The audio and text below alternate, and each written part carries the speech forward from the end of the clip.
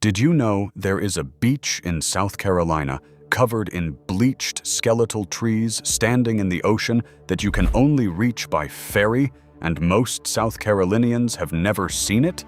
Or that a barrier island off the South Carolina coast is home to 4,000 free-roaming rhesus monkeys that the United States government put there, and nobody is allowed to land? Or that in 1958, the United States Air Force accidentally dropped a nuclear bomb on a South Carolina farm and the crater is still there? South Carolina has been keeping secrets for 400 years, and it is very good at it. So settle in, because today on Unhinged America, we are counting down 25 facts about South Carolina that will completely change how you see the Palmetto State. Stick around to the very end. Something has been walking the beaches of South Carolina before every major storm for over 150 years. The people who have seen it describe the same thing every time. The families who listened are the families whose homes are still standing. Stay for the last fact. Coming in at number 25. The forest that the ocean ate. Bulls Island sits inside the Cape Romaine National Wildlife Refuge in Wendaw, reachable only by a 30-minute ferry from Garris Landing. And its north end is a graveyard of trees. The oaks and pines that formed a maritime forest here were killed standing as the shoreline eroded out from under them, and the salt stripped the bark away, leaving silver-gray trunks. Photographers fly across the country to shoot at sunrise. Researchers at the College of Charleston have documented Bulls Island as one of the most ecologically significant barrier islands on the Atlantic coast, home to 293 bird species and nesting loggerhead turtles. Here is what nobody mentions at the landing. Cape Romaine is losing ground fast enough that the trees that will become the next boneyard are alive right now, and you walk past them on the way in. Fact 24. The island nobody is allowed to land on. Take a boat into St. Helena Sound and you will pass a 4,489-acre marsh island with no dock, no houses, and no trespassing signs staked along the beach. Morgan Island holds roughly 3,500 free-ranging rhesus macaques by the government's own count. And every boat captain in the Lowcountry will tell you the real number is closer to 4,000. They arrived in 1979 when 1,400 monkeys were shipped from Puerto Rico after animals carrying the herpes B virus escaped, and South Carolina offered an island where tidal marsh does the work of a fence. The National Institute of Allergy and Infectious Diseases owns them, and the contractor running the colony keeps 6,500 more in Yemassee, 6 times that town's human population. You may look from the water, and you may not land. Every year, about 500 of those monkeys are trucked to federal laboratories, each monkey carrying a number tattooed on its chest. Landing at number 23. The afternoon, the AIR force bombed a playhouse. At 3:53 in the afternoon on Tuesday, March 11, 1958, a B-47 Stratojet out of Hunter Air Force Base in Savannah was passing 15,000 feet over Florence County when a fault light warned the crew that the bomb harness locking pin had not engaged. Captain Bruce Kulka crawled into the bomb bay and found himself under a Mark 6 nuclear bomb weighing 7,600 pounds. Kulka was a short man. Reaching around the weapon to pull himself up for a better look, he grabbed the emergency release. The fissile core was riding in a separate container up front, so there was no nuclear detonation. But the 2 tons of conventional explosive that trigger it went off on impact, and the weapon came down directly on the playhouse Walter Gregg had built for his children outside Mars Bluff. Helen was 6. Francis and their cousin Ella Davies were 9, playing 200 feet away. The blast injured 6 family members, shoved the house off its foundation, and left a crater 70 feet across and 35 feet deep. Nobody died. Gregg told reporters he had always wanted a swimming pool, and now he had the hole for one at no cost. Then he wrote to the 3 men who dropped it on him. They wrote back, and they stayed pen pals for years. Coming in at 22, the tree that was already old when the colony arrived. On John's Island, 12 miles southwest of Charleston, a single live oak stands in a grove with no admission fee and no barrier around it. Botanists estimate Angel Oak at between 400 and 500 years old, meaning it was already mature when English settlers landed at Charlestown in 1670. It stands 65 feet tall, which is not the impressive part. Its limbs reach 187 feet from tip to tip and shade 17,200 square feet, and several have grown so heavy that they sank back to the earth, ran along the ground, and then turned and climbed again. Walking underneath it does not feel like standing near a tree. It feels like standing inside an animal. In 2019, Charleston residents bought the land around it out from under an apartment development, so a tree that outlasted 3 wars needed help from people who will not see it turn 500.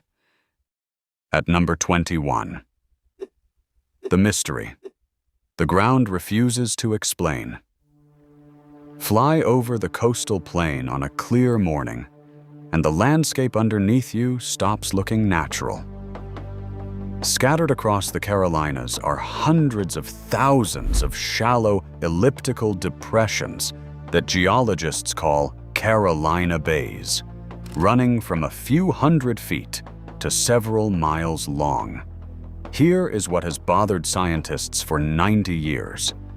They are all oriented the same direction, northwest to southeast, across an area larger than England, with a consistency so exact that researchers at the University of South Carolina in Columbia cannot account for it with any single process.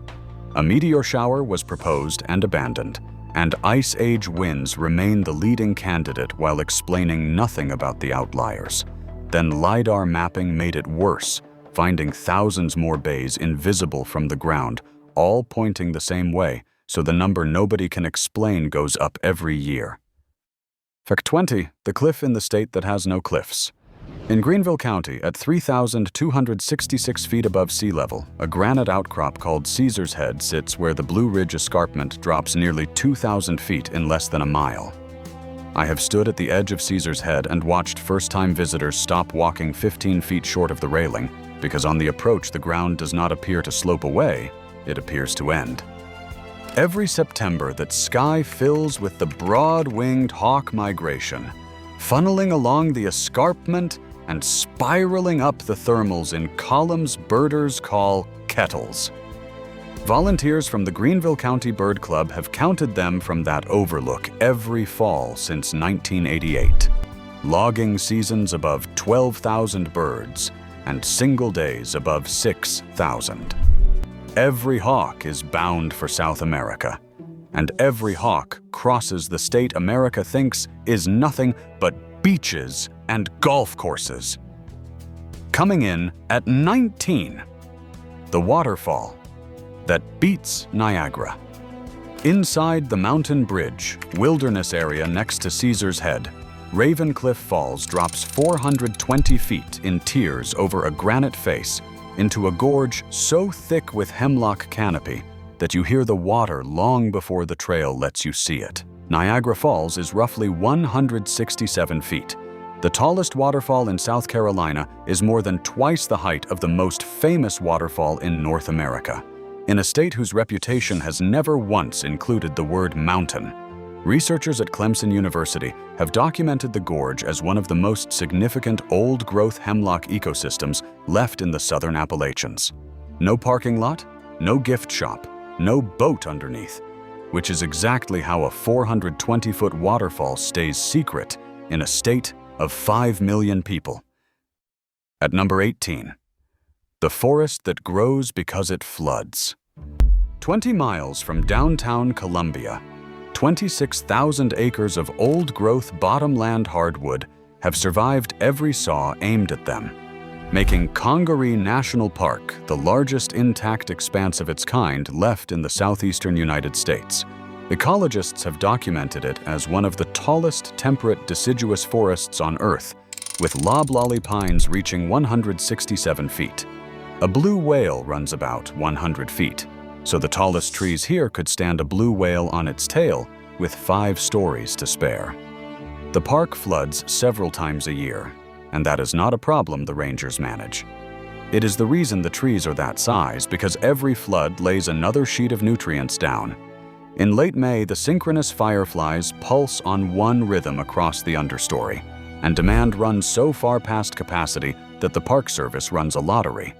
The people of Columbia drive past the exit on their way somewhere else. Landing at 17. The general the British could not catch. By 1780, the revolution in the South was effectively finished. The British had taken Charleston, captured an entire Continental Army, and were rolling up resistance across the state. And a militia officer named Francis Marion was working out of the Santee River swamps, using tactics the British Army had no framework to answer. Marion would hit a supply line and vanish into water the British considered impassable, and for 3 years he was never captured. British cavalry commander Banastre Tarleton reportedly quit chasing him and said the devil himself could not catch that old fox. Here is what Hollywood never told you. The 2000 Mel Gibson film The Patriot is loosely built on Marion, but Benjamin Martin is a composite stitched from Marion, Sumter, Morgan, and Pickens, handed an invented family and invented battles. The real Francis Marion enslaved people and led brutal campaigns against the Cherokee, and the film left all of it out because the actual man was too complicated to sell a ticket to. Fact 16. The language that outlasted everything. Sent to kill it. On St. Helena Island, Daufuski Island, Edisto Island, and dozens of settlements through the Low Country, people are speaking a language called Gullah, the only African-derived Creole in the continental United States, surviving in continuous daily use for more than 3 centuries. It exists because of a calculation. South Carolina planters deliberately targeted the rice-growing regions of Sierra Leone, Senegal, and Guinea, because West Africans who knew how to grow rice in tidal conditions were worth more to them, and that decision concentrated one linguistic region onto the same isolated islands. Reachable only by boat for most of their history, those islands let the community hold its language, its cooking, and its spiritual practice with a completeness found nowhere else. Linguist Lorenzo Dow Turner published his findings in 1949, tracing thousands of Gullah words back to Mende, Vai, Temne, and other West African languages, ending decades of insistence that it was broken English. In 2006, Congress established the Gullah Geechee Cultural Heritage Corridor, a federal protection order for a culture that was never supposed to survive the crossing. At number 15, the estuary the developers never found. Where the Ashpoo, the Combahee, and the Edisto rivers converge in Colleton County, roughly 350,000 acres of marsh, forest, wetland, and barrier island have stayed undeveloped. I practiced those 3 river names for 20 minutes, and I would still bet money I got one name wrong. So tell me in the comments how badly I butchered it, because South Carolina drew its map without consulting anybody outside the state. The Ace Basin is one of the largest undeveloped estuaries left on the East Coast, and it survived on conservation easements and the difficulty of building on ground that floods to a schedule. Ornithologists at the College of Charleston have documented it as a critical Atlantic flyway stopover supporting wood storks, bald eagles, and 300 other bird species. When the money came south in the 1970s and paved Georgia and Florida, it went around this corner of South Carolina, because the landowners had already signed away their own right to sell. South Carolina has quietly outgrown Georgia in peaches for 40 years, while Georgia puts the fruit on its license plate. If the Palmetto State can keep a secret that good and never brag about it, the least you can do is hit subscribe. It is free, and it annoys Georgia. Fact 14.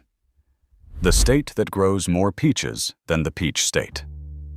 Georgia is called the peach state. Georgia puts a peach on the license plate and has sold itself as the peach capital of the South since the 19th century. Now, here are the actual USDA numbers. In 2022, California harvested 475,000 tons of peaches. South Carolina came second at 67,400 tons, and Georgia finished third at 24,800, meaning South Carolina grew nearly triple what the peach state grew. And it has been beating Georgia most years for 4 decades. The Palmetto State runs 273 peach farms and ships more fresh peaches than any state east of the Mississippi. Desmond Lane, a horticulture professor at Clemson, put it more bluntly than any marketing department would have liked when he noted that South Carolina has one grower who produces more peaches than the entire state of Georgia. And South Carolina named the peach its state fruit in 1984, 11 years before Georgia got around to it. At number 13, the crew that never moved.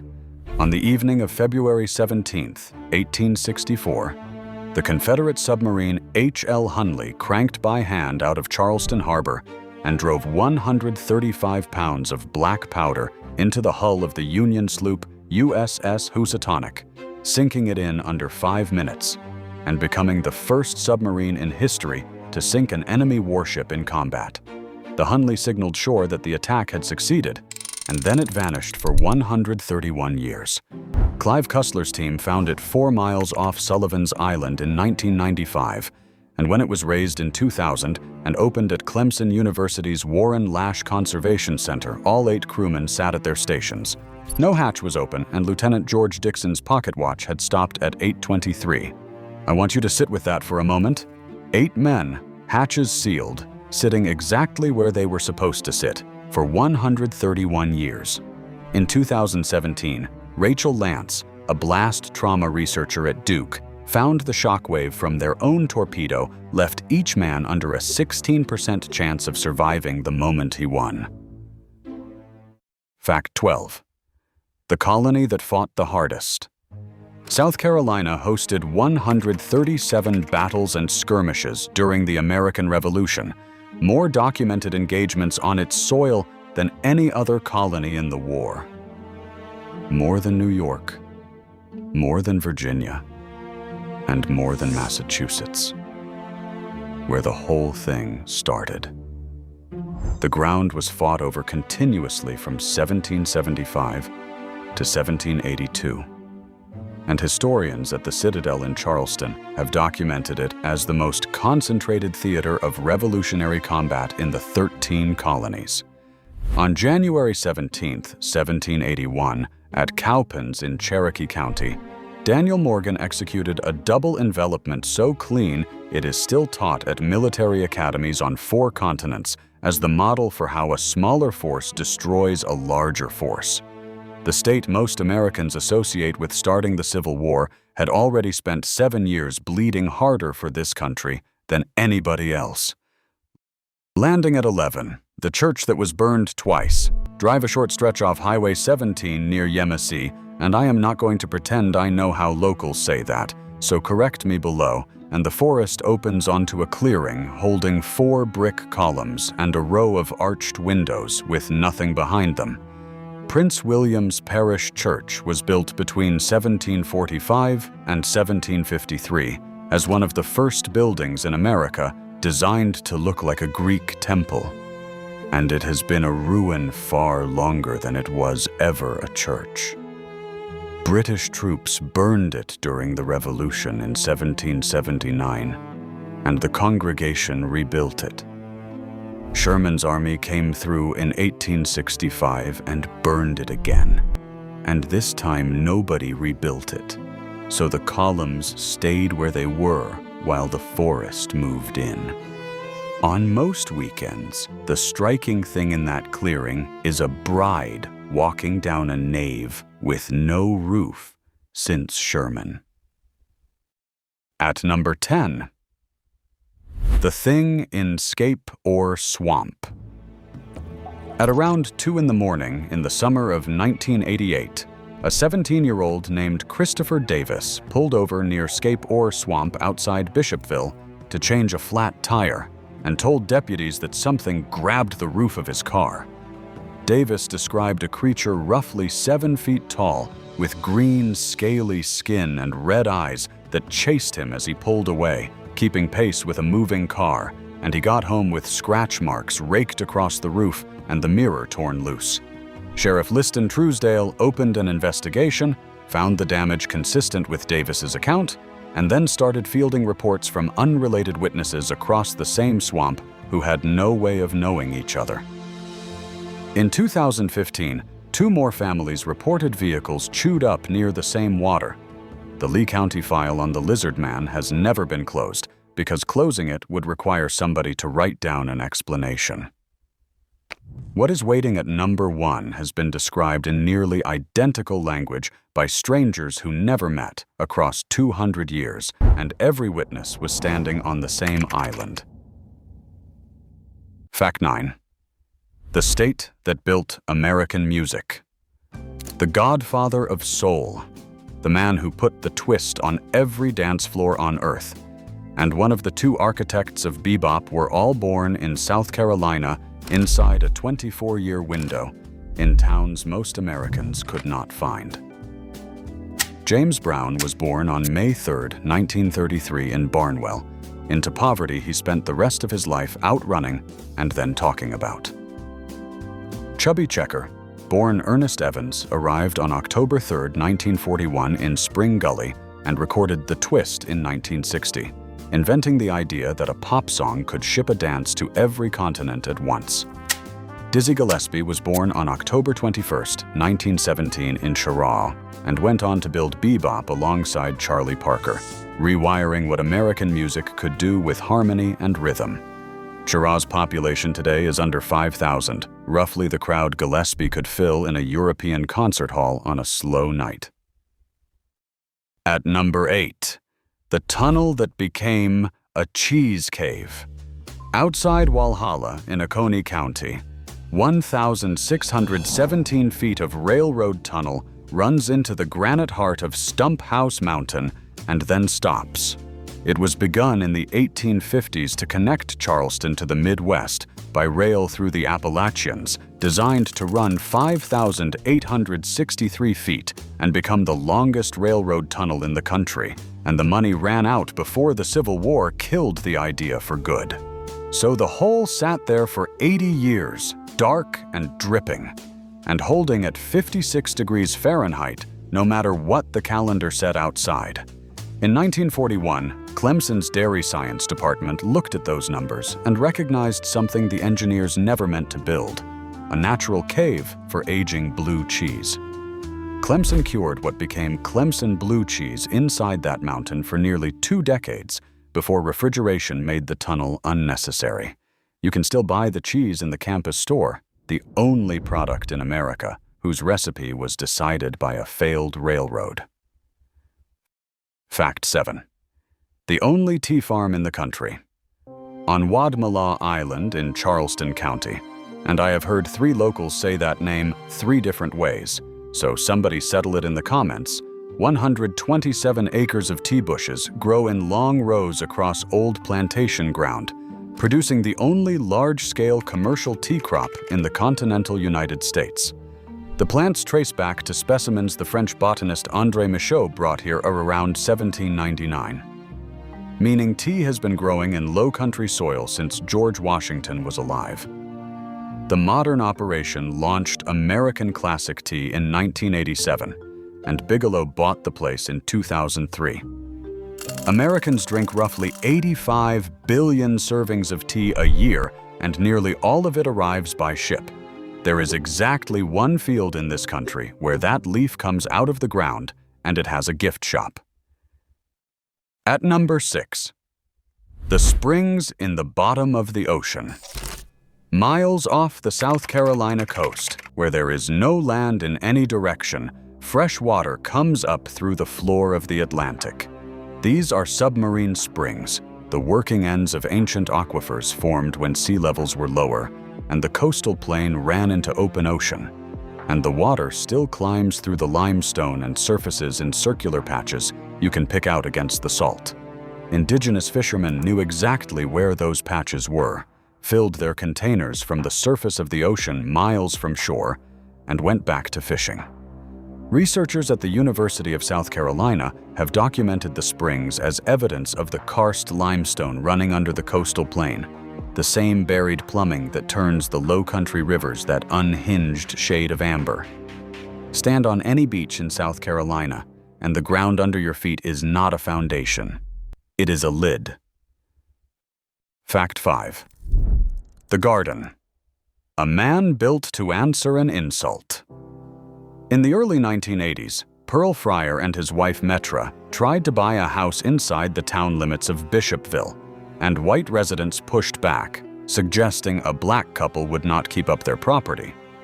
Fryer bought a cornfield outside the line instead, and decided he would become the first black man to win the local garden club's Yard of the Month.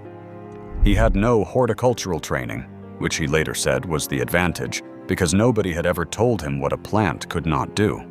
He pulled dying junipers out of nursery compost piles, worked 12-hour shifts at the Coca-Cola can factory, and shaped them under floodlights after dark. Over 30 years, that cornfield became 3 acres holding more than 400 living sculptures with no art school behind them. One of the most unhinged and beautiful places in this country. He won Yard of the Month. Pearl Fryer died at home on April 4th, 2026, at 86, out in the garden, with Metra beside him after nearly 60 years. At number 4, the water tower that looks like a rear end. On Interstate 85 in Gaffney, a 135-foot water tower has been making drivers swerve since 1981. The Peachoid holds 1 million gallons, took 50 gallons of paint in 20 shades to get the blush right, and carries a 7-ton leaf welded onto its side. It also carries the anatomical crease that distinguishes a peach from every other fruit, positioned so that from a southbound approach at 70 miles an hour, it does not read as a peach at all. That was not an accident.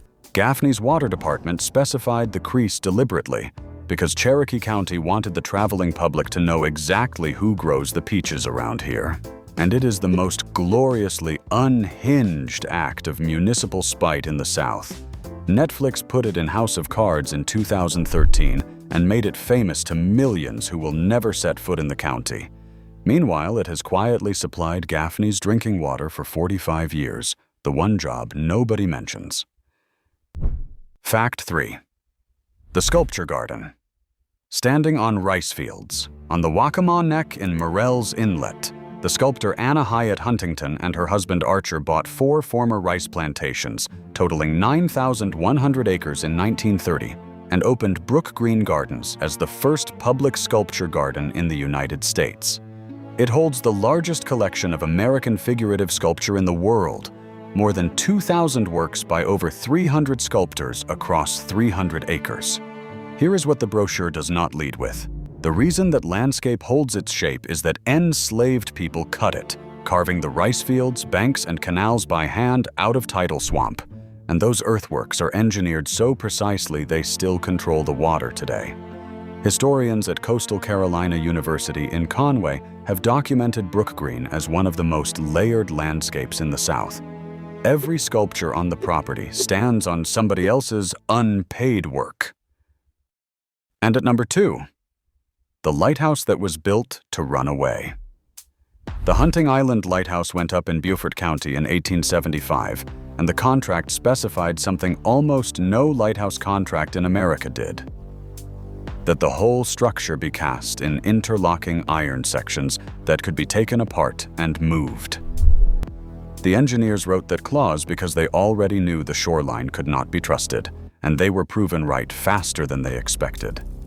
By 1889, the ocean had eaten so far inland that crews numbered every section, disassembled the tower, hauled it 1¼ miles inland, and bolted it back together.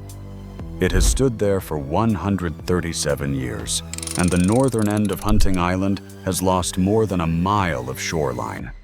Researchers at the South Carolina Department of Natural Resources have documented Hunting Island as one of the fastest eroding barrier islands on the Atlantic coast, and the water is now 150 feet from its base. The men who built it in 1875 are the only people in this story who planned for that. And finally, number 1. The Gray Man of Pawleys Island.